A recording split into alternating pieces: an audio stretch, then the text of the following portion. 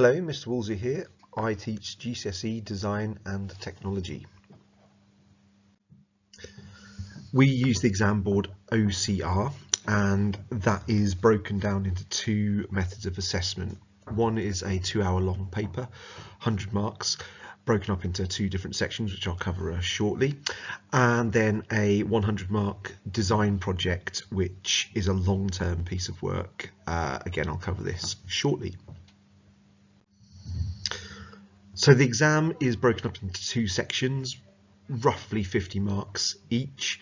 The first one covers everything that we do, what we call our core knowledge, our stuff which goes back to year 7, 8 and 9. We have a programme of different projects that we run through year 10 where we look at various material groups, polymers, metals, timbers and fabrics, and these will be covered in this section.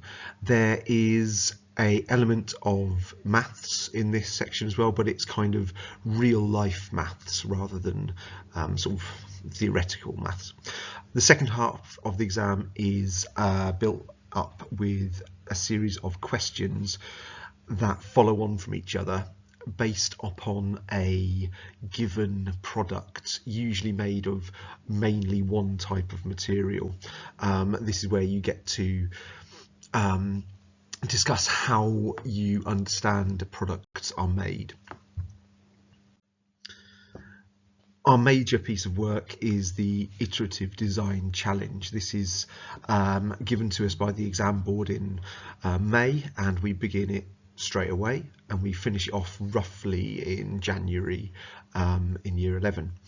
The iterative design challenge is based on problem solving. You will be responsible for coming up with a client to work with, finding a problem that client experiences, designing a solution to it, and then developing that design through modelling and testing in order to then go and create a final prototype, which is then formally evaluated. It's a very long-term piece of work, and it calls for a lot of discipline and creative design communication.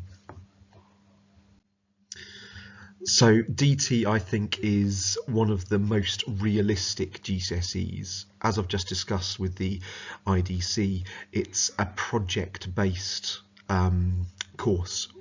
You'll be doing real life stuff, problem solving, idea generation, communicating with the client, testing various solutions and then evaluating those solutions, the kind of thing that goes on in a wide range of careers, not just design and engineering careers.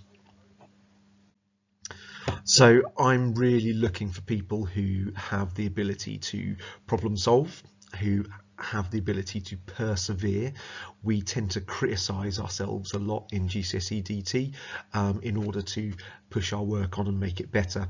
I'm looking for people who have the ability to plan and then carry out a plan, particularly in the IDC, and I'm really looking for people who have creative thinking abilities. Any questions? Come give me a shout.